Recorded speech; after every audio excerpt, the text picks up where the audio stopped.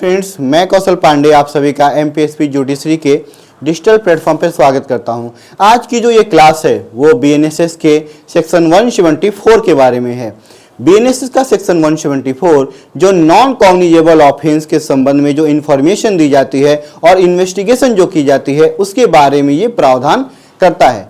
जैसा कि हम सभी को पता है कि जब कॉग्निजेबल ऑफेंस होता है तो उसमें जो इन्फॉर्मेशन दी जाती है और उस इन्फॉर्मेशन को जो दर्ज किया जाता है वो सेक्शन 173 के अंतर्गत किया जाता है कि और इसके लिए हमने इसके पहले सेक्शन 173 पर एक वीडियो भी हमने अपलोड किया है।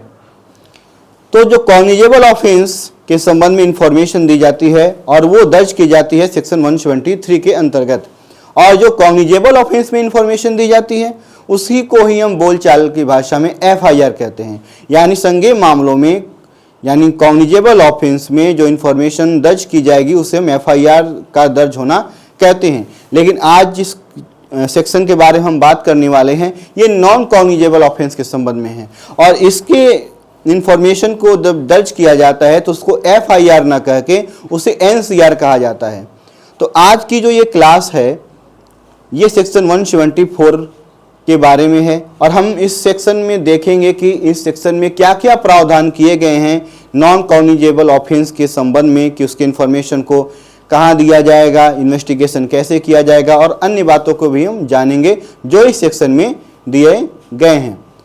ठीक है, यहाँ पे एक बात स्पष्ट कर देना है कि कॉग्निजेबल ऑफेंस में जो इन्फॉर्मेशन दर्ज होती है उसे हम एफआईआर कहते हैं। नॉन कॉग्निजेबल ऑफेंस में जो इन्फॉर्मेशन दर्ज की जाती है उसे हम एनसीआर कहते हैं, उसे हम एफआईआर नहीं कहते हैं।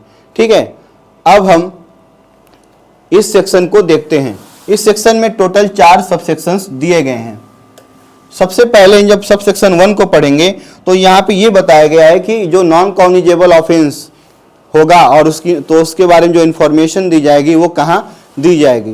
तो दी जाने की जहाँ तक बात है तो पुलिस स्टेशन में दी जाएगी, और किसको दी जाती है, ऑफिसर इंचार्ज को। तो हम क्या करते हैं, इसको हम पढ़ते हैं। यहाँ ये कहा गया है कि when information is given to an officer in charge of a police station of the commission within the limits of such station of a non-cognizable offence, he shall enter or cause to be entered in the substance of the information in a book to be kept by such officer in such form as the state government may by rules prescribed in this behalf। यहाँ ये कहा गया है कि जब non cognizable offence होता है तो जब हम उसकी सूचना पुलिस स्टेशन जाते हैं तो वहाँ पे जो ऑफिसर इंचार्ज यानी थाने का भारत साधक अधिकारी होता है, तो वो अगर थाने के भारत साधक अधिकारी को ये लगता है कि जो ये इन्फॉर्मेशन दिया जा रहा है ये नॉन कॉग्निजेबल ऑफेंस है और ये उसी पुलिस स्टेशन की सीमा के भीतर हुआ है, तो वो जो ऑफिसर इंचार्ज होगा वो इस इंफॉर्मेशन को क्या करेगा, दर्ज करेगा। तो कहाँ दर्ज करेगा, तो ये कहा गया कि जो इंफॉर्मेशन का सब्सटेंस है उसको एक पुस्तिका में दर्ज किया जाएगा, यानी जो बुक प्रोवाइड करवाई जाएगी स्टेट गवर्नमेंट की तरफ से इसी पर्पज के लिए। यानी नॉन कॉग्निजेबल ऑफेंस को दर्ज करने के लिए स्टेट गवर्नमेंट अब एक बुक प्रोवाइड करवाती है और उसी बुक में इसको दर्ज किया जाता है। तो इसका सब्सटेंस उसी में दर्ज किया जाएगा, जिसे हम जनरल डायरी के नाम से भी जानते हैं। अब उसके बाद क्या है, इंफॉर्मेशन को तो वो दर्ज कर लेंगे ऑफिसर इंचार्ज। उसके बाद क्या करेंगे, उसके बाद जो ऑफिसर इंचार्ज होगा वो क्या करेगा, refer the informant to the magistrate. उसके बाद जो ऑफिसर इंचार्ज है वो ये कहेगा इंफॉर्मेंट को, जिसने नॉन कॉग्निजेबल ऑफेंस के बारे में सूचना दिया है, कि आप मजिस्ट्रेट के पास जाइए। तो वो मजिस्ट्रेट के पास जाने के लिए कहेंगे ऑफिसर इंचार्ज इन्फॉर्मेंट को। इन्फॉर्मेंट मतलब जिसने ऑफेंस के संबंध में इंफॉर्मेशन दिया है। मजिस्ट्रेट के पास क्यों भेजते हैं वो, उसका कारण ये है कि जो ये नॉन कॉग्निजेबल ऑफेंस है इसमें इन्वेस्टिगेशन जो होता है वो मजिस्ट्रेट के ऑर्डर के बिना हो ही नहीं पाता है। यानी आगे की जो प्रक्रिया होगी अब ये मजिस्ट्रेट के ऊपर डिपेंड हो जाती है। इस नाते इन्फॉर्मेंट को जो ऑफिसर इंचार्ज ये कहते हैं कि आप मजिस्ट्रेट के पास जाइए, यानी डायरेक्ट करेंगे आप मजिस्ट्रेट के पास जाइए। उसके बाद क्या है, ये बताया गया है इसके क्लॉज 1 में। क्लॉज 2 में ये बताया गया है कि forward the daily diary report of all such cases fortnightly to the magistrate. तो यहाँ पे ये कहा गया है कि ऐसे जो नॉन कॉग्निजेबल ऑफेंस के बारे में जो इन्फॉर्मेशन दर्ज होती है तो ऐसे इन्फॉर्मेशन को फोर्टनाइटली उसको फॉरवर्ड किया जाएगा। किसको फॉरवर्ड किया जाएगा? तो मजिस्ट्रेट को। अब हम अगले सब सेक्शन की तरफ बढ़ते हैं, यानी सब सेक्शन 2 की तरफ बढ़ते हैं। अब तक हमने जान लिया कि नॉन कॉग्निजेबल ऑफेंस के बारे के संबंध में इंफॉर्मेशन आया है और ऑफिसर इंचार्ज ने उसको क्या कर लिया है? दर्ज कर लिया है। ठीक है, अब उसके बाद ऑफिसर इंचार्ज ने क्या किया है? जो इन्फॉर्मेंट है उनको उन्होंने कहा क्या मजिस्ट्रेट के पास जाइए। उसके बाद ये भी हमने जाना कि ऐसे जो इन्फॉर्मेशन मिलते हैं नॉन कॉग्निजेबल ऑफेंस के संबंध में, उसको फोर्टनाइटली डेली डायरी रिपोर्ट जो होती है उसको फोर्टनाइटली मजिस्ट्रेट को भेजा जाता है। ठीक है, अब हम ये देखेंगे कि इंफॉर्मेशन तो दर्ज हो गई, अब क्या इन्वेस्टिगेशन भी ऐसा इसका किया जा सकेगा? कॉग्निजेबल ऑफेंस जब हम पढ़ते हैं तो वहां पे ये कहा गया है कि जो कॉग्निजेबल ऑफेंस में इन्वेस्टिगेशन होता है तो उसमें मजिस्ट्रेट की ऑर्डर की जरूरत नहीं पड़ती है, लेकिन ये नॉन कॉग्निजेबल ऑफेंस है, इसमें मजिस्ट्रेट के ऑर्डर के बिना इन्वेस्टिगेशन को शुरू नहीं किया जा सकता ऑफिसर इंचार्ज के द्वारा, यानी पुलिस जो है बिना मजिस्ट्रेट के ऑर्डर के इन्वेस्टिगेशन को शुरू नहीं कर सकती है। और इसके बारे में सब सेक्शन 2 स्पष्ट करता है। यहाँ ये कहा गया कि नो पुलिस ऑफिसर शैल, यानी आगे हम इसके बारे में जानेंगे शैल वर्ड का यहाँ क्या मतलब है। No police officer shall investigate और non cognizable case without the order of a magistrate having power to try such case और commit the case for trial. यहाँ शैल वर्ड यूज होने का मतलब है कि कोई डाउट नहीं है, यानी यहाँ ये कहा गया है कि मजिस्ट्रेट के ऑर्डर के बिना जो ऑफिसर इंचार्ज है यानी पुलिस है वो नॉन कॉग्निजेबल ऑफेंस में इन्वेस्टिगेशन कर ही नहीं सकती, यानी मजिस्ट्रेट की ऑर्डर की जरूरत पड़ेगी ही पड़ेगी। और उसके बाद सवाल है कि कौन से मजिस्ट्रेट के, तो यहाँ वो ये कहा गया कि जो ये मामले हैं, जो ये मामला non cognizable offence police station में दर्ज हुआ है तो उस मामले के संबंध में जिसको विचारण करने की शक्ति हो या विचारण के लिए सुपुर्द करने की शक्ति हो। ठीक है, तो यहाँ पे ये स्पष्ट हो गया सबसेक्शन 2 के द्वारा कि जो ऑफिसर इंचार्ज हैं उनको अगर इन्वेस्टिगेशन करना है तो मजिस्ट्रेट के ऑर्डर की जरूरत पड़ेगी, यानी पुलिस मजिस्ट्रेट के ऑर्डर के बिना नॉन कॉग्निजेबल ऑफेंस में इन्वेस्टिगेशन नहीं कर सकती है। अब आते हैं सबसेक्शन 3 की तरफ। अब मान लेते हैं मजिस्ट्रेट से भी क्या मिल गया? ऑर्डर मिल गया, जैसा कि सबसेक्शन 3 में बताया गया है।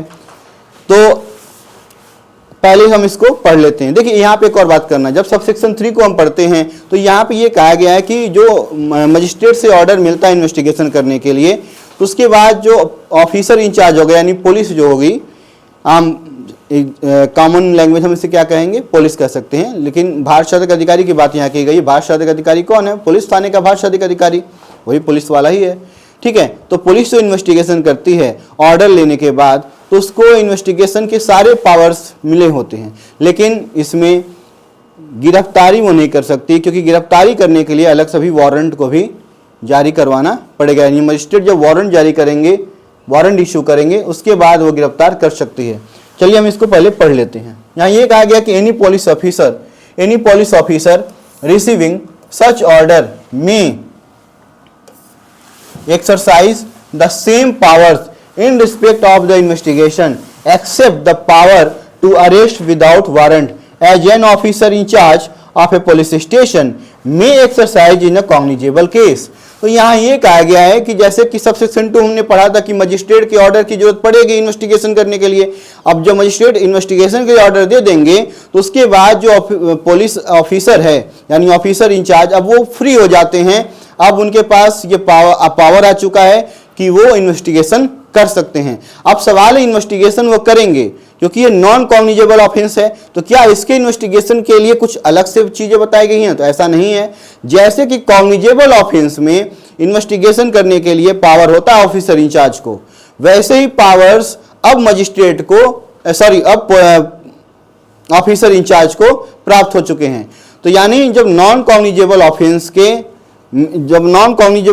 में मजिस्ट्रेट के द्वारा इन्वेस्टिगेशन का ऑर्डर जारी हो जाता है तो ऑफिसर इंचार्ज इन्वेस्टिगेशन कर सकता है और इन्वेस्टिगेशन के संबंध में सारी शक्तियां प्राप्त होंगी जैसा कि कॉग्निजेबल ऑफेंस में ऑफिसर इंचार्ज को होती हैं। लेकिन इसमें एक एक्सेप्शन क्या है इसमें कि इन्वेस्टिगेशन कर तो सकते हैं जैसा कि कॉग्निजेबल ऑफेंस में करते हैं, लेकिन अरेस्ट नहीं कर सकते।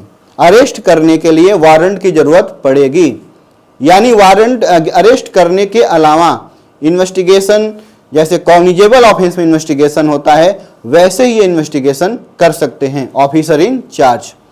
यानी यहाँ पे क्या इसमें एक एक्सेप्शन है कि आप इन्वेस्टिगेशन तो कर सकेंगे कॉग्निजेबल ऑफेंस की तरह, लेकिन आप गिरफ्तार नहीं कर सकते। गिरफ्तार करने के लिए आपको वारंट की जरूरत पड़ेगी। लेकिन कॉग्निजेबल ऑफेंस में जब इन्वेस्टिगेशन होता है तो वहां पे पुलिस ऑफिसर जो होता है यानी ऑफिसर इंचार्ज को ये पावर भी होता है कि वो गिरफ्तार कर सके और उसके लिए वारंट की जरूरत नहीं पड़ती है। अब हम आएंगे सबसेक्शन 4 की तरफ। सबसेक्शन 4 को जब हम पढ़ेंगे तो यहाँ ये बताया गया है कि जो पुलिस ऑफिसर यानी ऑफिसर इंचार्ज के पास जो इन्फॉर्मेशन मिलता है नॉन कॉग्निजेबल ऑफेंस के संबंध में, और अगर वहाँ पे कई अपराधों के बारे में बताया जाए और उनमें से कम कोई एक अपराध संज्ञेय निकल गया तो क्या किया जाएगा। तो यहाँ पर सब इसको हम पहले पढ़ेंगे। यहाँ ये कहा गया है where a case relates to और more offences of which at least one is cognizable the case shall be deemed to be a cognizable case notwithstanding that the other offences are non cognizable. जैसे मान लीजिए officer in charge के पास information आता है 205 का, इसके लिए हमारा आता है 206A का, 206B का, यानी ये अपराधों की सूची, मतलब ये सेक्शंस हैं। यानी सेक्शन 205 आता है कि सेक्शन 205 का ऑफेंस हुआ है, इसके अलावा 206A का ऑफेंस हुआ है और 206B का हुआ है। जब इंफॉर्मेशन वो सुनते हैं ऑफिसर इंचार्ज, जो व्यक्ति उनको इन्फॉर्मेशन देने आया तो उनको लगता है कि ये तो 205 का ऑफेंस है, उसके बाद लगता है 206A का ये ऑफेंस है, तीसरा ऑफेंस, मान लिया 3 अपराधों के बारे में सूचना उनको मिल रही है, इन्फॉर्मेंट जो बोल रहा है तो उनको लगता है कि यहाँ पे 3 अपराध हुए हैं, तो उनको लगता है 205 का ये ऑफेंस है, उसके बाद लगता है 206A का भी है, 206B का भी है। तो यहाँ पे जो 206A है और 206B है ये नॉन कॉग्निजेबल ऑफेंसेस हैं, वहीं 205 एक कॉग्निजेबल ऑफेंस है। तो यहाँ ये कहा गया है कि अगर ऐसे इंफॉर्मेशन मिल रहे हैं और उनमें से कम वो एक कॉग्निजेबल है तो बाकी को भी कॉग्निजेबल ही माना जाएगा, यानी बाकी को भी कॉग्निजेबल ही समझा जाएगा। क्यों समझा जाएगा? कहने का यहाँ मतलब है कि एक कॉग्निजेबल जो ऑफेंस होते हैं वो नॉन कॉग्निजेबल ऑफेंस की तुलना में गंभीर किस्म के होते हैं। अभी कॉग्निजेबल ही ऑफेंस को आप पढ़ेंगे तो उसमें भी सारे कॉग्निजेबल ऑफेंस एक ही जैसे नेचर के नहीं होते, उसमें भी एक कम गंभीर होगा, एक होता है जैसे मर्डर हो गया वो बड़ा ही गंभीर ऑफेंस है, वो भी कॉग्निजेबल है। थेफ्ट, चोरी, वो भी कॉग्निजेबल है, लेकिन चोरी और मर्डर में अंतर नहीं है। तो कॉग्निजेबल ऑफेंस में भी अपराधों के गंभीरता में अंतर होता है और नॉन कॉग्निजेबल और कॉग्निजेबल में तो होता ही है आमतौर। ठीक है, तो नॉन कॉग्निजेबल ऑफेंस की तुलना में जो कॉग्निजेबल ऑफेंस होते हैं वो थोड़े गंभीर किस्म के अपराध होते हैं, तो वहाँ भी पुलिस को ज़्यादा छूट मिली होती है इन्वेस्टिगेशन करने के लिए, अरेस्ट करने के लिए। तो यही यहाँ पे कहा गया है कि इन्फॉर्मेशन देने वाला अगर कोई व्यक्ति आता है और अपराधों को बताता है कि ये अपराध हुआ है और पुलिस अधिकारी को ये लगता है, यानी ऑफिसर इंचार्ज को लगता है कि जो ये अपराध बता रहे हैं उनमें से एक अपराध कॉग्निजेबल है और बाकी नॉन कॉग्निजेबल है, एक भी हो सकता है, एक से ज़्यादा भी हो सकता है, लेकिन कहा गया है कम से कम अगर एक भी अपराध कॉग्निजेबल निकल गया और बाकी नॉन कॉग्निजेबल अगर हैं तो भी सारे को कॉग्निजेबल की तरह ही ट्रीट किया जाएगा। यानी कॉग्निजेबल में जैसे इन्वेस्टिगेशन करते हैं, अब यहाँ पे मजिस्ट्रेट के ऑर्डर की ज़रूरत नहीं पड़ेगी। यानी ऑफिसर इंचार्ज को इन्फॉर्मेशन मिलता है एक से ज़्यादा अपराधों का और उनमें से कम कोई एक अपराध कॉग्निजेबल है, भले बाकी अपराध नॉन कॉग्निजेबल हैं तो बाकी को भी कॉग्निजेबल की तरह ही ट्रीट किया जाएगा, और ये प्रावधान इसके सब सेक्शन 4 में है। तो आज की इस क्लास में हमने जाना नॉन कॉग्निजेबल ऑफेंस के संबंध में इन्वेस्टिगेशन और इन्फॉर्मेशन के बारे में कि इन्फॉर्मेशन कहाँ दिया जाएगा, इसका इन्वेस्टिगेशन कौन करेगा, कब करेगा। ठीक है, उम्मीद करता हूँ ये वीडियो लेक्चर आपको पसंद आया होगा। अगर आपको ये वीडियो लेक्चर पसंद आया हो तो हमारे चैनल को सब्सक्राइब जरूर करें, साथ ही इस वीडियो को ज़्यादा से ज़्यादा शेयर करें और अपने कमेंट्स हमारे कमेंट बॉक्स में यूट्यूब के जो हमारा वीडियो उसके नीचे जो कमेंट बॉक्स है उसमें अपने कमेंट्स जरूर लिखें। अगर आपके पास कोई सुझाव हैं तो उस कमेंट बॉक्स में उसको ज़रूर टाइप करें। Thank you.